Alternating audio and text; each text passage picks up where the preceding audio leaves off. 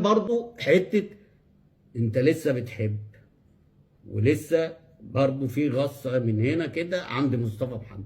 هو التغيير اللي كان امام يطلع هو اللي ينزل، مش تريزيجيه. تريزيجيه ما بقى له اسبوع من مصاب وبيتعالج، مش هينزل. انت مش عايز حد يمسك الكرة ويروح بيها، الا لو لا قدر الله ان انت كنت متعادل ولا يعني. انما انت طبعا انت مش متعادل، انت كسبان. فحط مصطفى محمد وخلي الافضليه بقى لمرموش اللي هو يجي بوشه، ومحمد صلاح يجي بوشه في وجود مصطفى محمد اللي هو المحطه الرئيسيه. انما طبعا انا مش معاك في تغيير التريزيجيه دي، ودي تغييره مجامله، وما اعرفش انت بتجامل ليه مش عارف، على حساب نفسك.